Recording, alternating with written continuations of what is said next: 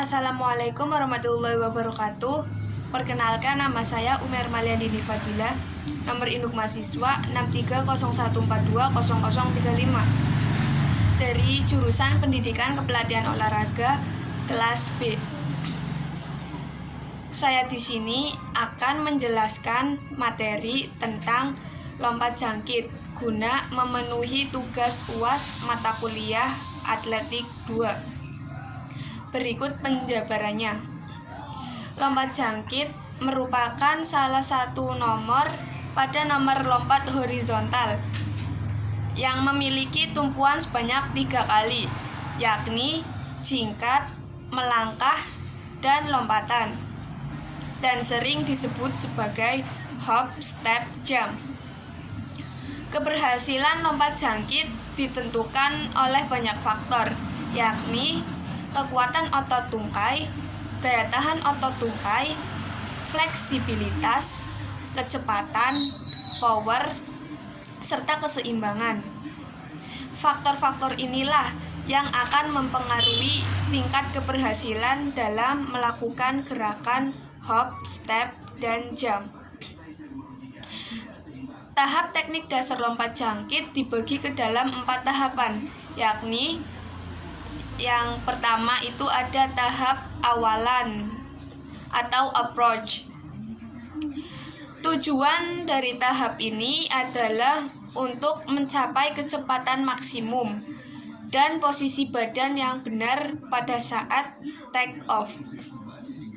Karakteristik awalan yang baik yaitu memiliki sifat cepat, tepat, dan konsisten, serta menyiapkan atlet untuk melakukan tumpuan yang kuat. Jarak yang diambil untuk mengambil awalan ini beragam, yakni antara 10 langkah untuk pemula dan 20 langkah untuk atlet unggulan. Kemudian yang kedua ada tahap teknik dasar tumpuan. Tahap ini meliputi hop, step, dan jump. Yang mana hop itu adalah jingkat. Yang gerakan ini adalah gerakan 2 kali menumpuk kaki yang sama dengan tidak menghambat kecepatan lari atau awalan. Dalam melakukan tahapan jingkat ini, pelompat jangkit disarankan memakai kaki terkuat untuk mengambil tolakan. Kemudian step atau melangkah. Tahapan ini merupakan tolakan kedua setelah mendarat dan kembali menggunakan kaki terkuat sebagai pijakan. Selain itu, ayunkan kaki lain dari belakang menuju ke depan secara bersamaan ketika kaki kanan ditolakkan ke atas depan.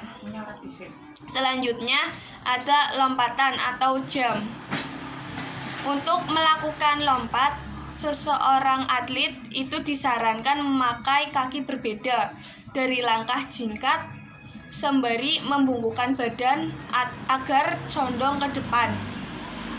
Tujuan utama seorang atlet harus membungkukkan badan ini adalah untuk mengurangi daya hambat karena datangnya udara, sehingga mengurangi pencapaian titik jatuh di bak pasir. Kemudian dilanjutkan tahapan-tahapan yang tadi, yaitu yang ketiga ada tahap teknik dasar melayang di udara. Beberapa hal yang harus diperhatikan pada saat melakukan tahapan ini, yakni dengan tidak melakukan banyak gerakan, karena akan mempengaruhi pusat massa tubuh yang akan berdampak pada keseimbangan badan saat di udara, dan ini membuat badan cepat turun ke bawah dan melakukan pendaratan yang tidak efisien dan maksimal. Kemudian yang keempat atau yang terakhir itu ada tahap pendaratan. Tujuan dari sebuah tahapan pendaratan ini adalah untuk memperkecil hilangnya jarak lompatan. Jarak lompatan yang dimaksud adalah jarak pada saat awal pertukaran menyentuh tanah dan memposisikan badan untuk ke depan agar tidak meninggalkan jejak di belakang kaki.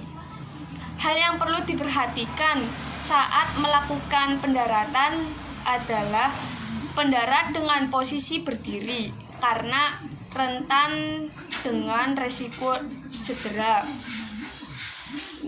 Ada beberapa peraturan dalam lompat jangkit yang telah ditetapkan oleh IAAF adalah sebagai berikut. Yang pertama itu ada atlet lompat jangkit tidak diperkenankan melakukan tolakan pertama dengan melebihi batas papan tolakan.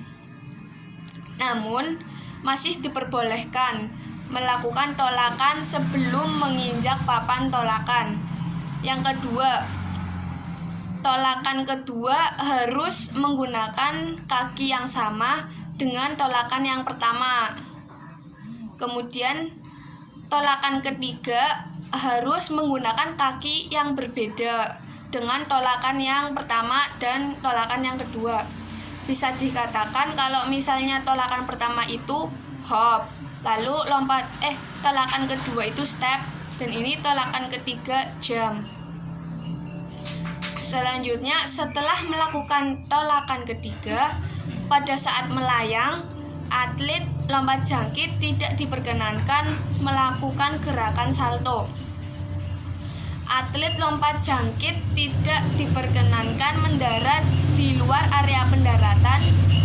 Menyentuh tepi bak pasir juga dianggap sebagai diskualifikasi. Bak pasir dihitung dari tepi depan mulai dari 13 meter dan seterusnya. Sehingga jika ada atlet yang mampu melewati bak pasir sejauh 5 meter, artinya ia telah melompat sejauh 18 meter yang dihitung dari lompatan pertama dari papan tolakan. Lalu ada sarana dan prasarana dalam lompat jangkit. Itu meliputi yang pertama itu pasti ada lapangan lompat jangkit yang mana terdiri dari 3 bagian, yakni lintasan lari, papan tolakan, dan bak pasir. Kemudian ada peluit untuk memberikan aba-aba. Terus ada pengeras suara untuk memanggil atlet dan mengumumkan hasil lompatan. Terus ada alat untuk pengukur lompatan bagi manual seperti bendera dan meteran atau alat yang menggunakan teknologi canggih. Terus kemudian ada kamera pemantau lompatan, terus arah pengukur kecepatan angin, terus alat untuk meratakan pasir, dan juga bendera juri. Sekian penjelasan dari saya. Apabila ada tutur kata yang salah, saya memohon maaf sebesar-besarnya. Sekian, billahi taufik wal hidayah. Wassalamualaikum warahmatullahi wabarakatuh.